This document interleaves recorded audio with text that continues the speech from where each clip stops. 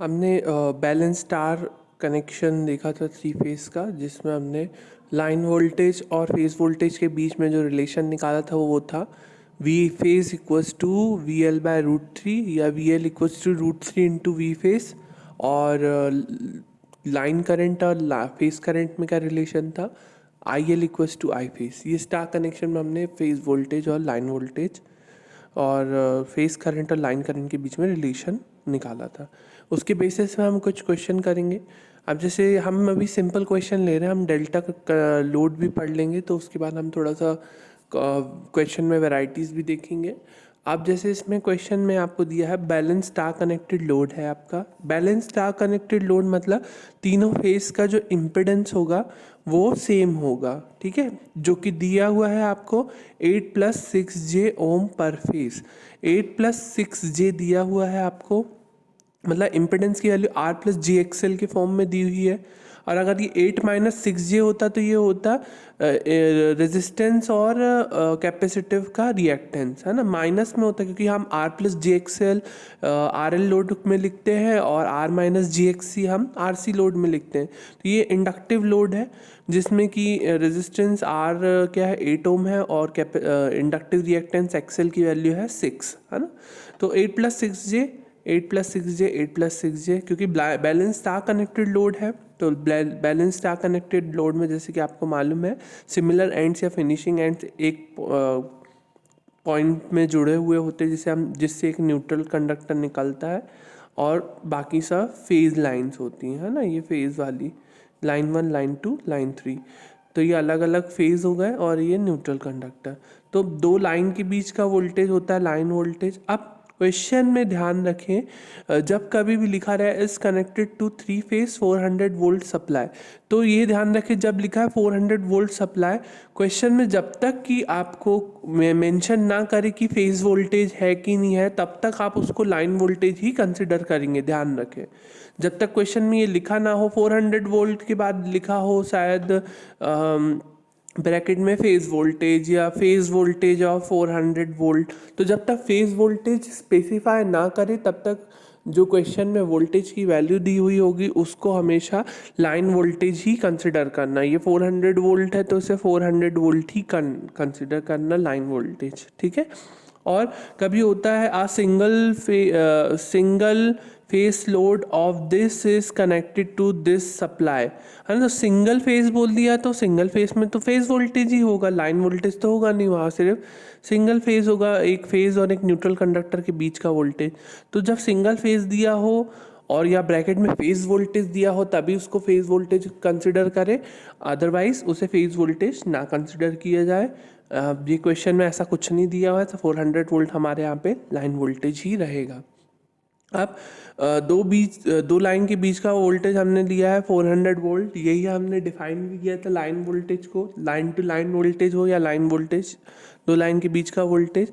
और न्यूट्रल के रिस्पेक्ट में किसी भी फेस का वोल्टेज, किसी भी लाइन का वोल्टेज जो होगा वो हमारा क्या कहलाएगा, फेज वोल्टेज। चाहे हम फर्स्ट लाइन से ले, सेकंड लाइन से ले, या सेकंड थर्ड लाइन से न्यूट्रल के रिस्पेक्ट में ले, तो वो हमारा वोल्टेज फेज वोल्टेज कहलाएगा। तो इस प्रकार से अब ये लोड है ना।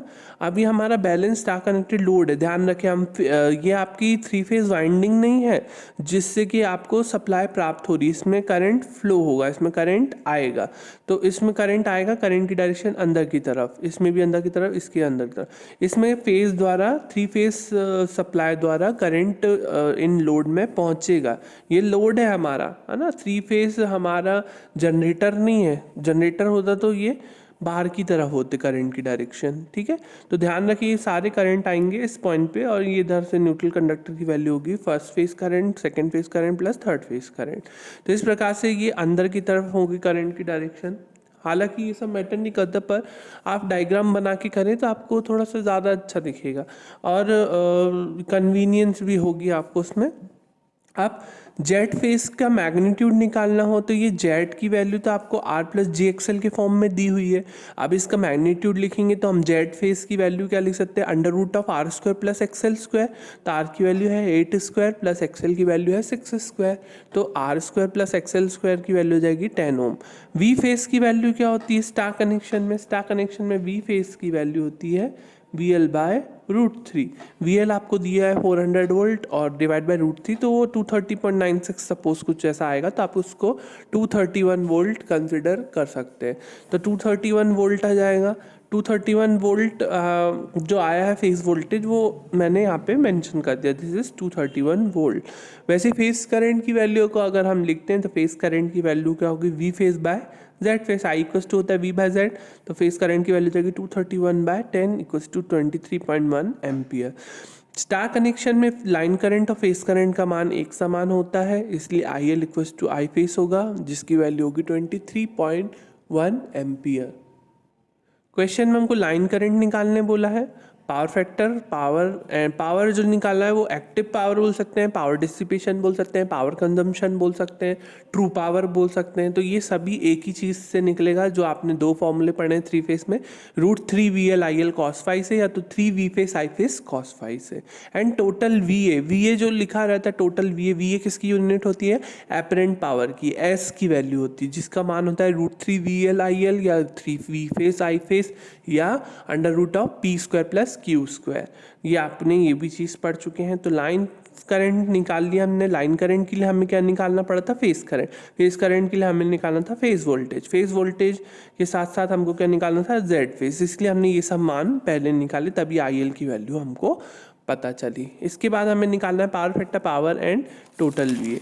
तो पावर फैक्टर कॉस फाई क्या होता है, R phase upon Z phase. तो आर फेस है अपना आर, इसमें आप देख रहे हैं आर की वैल्यू है 8 और जेड फेस की वैल्यू आपने निकाली, जेड फेस की वैल्यू आपने निकाली है 10।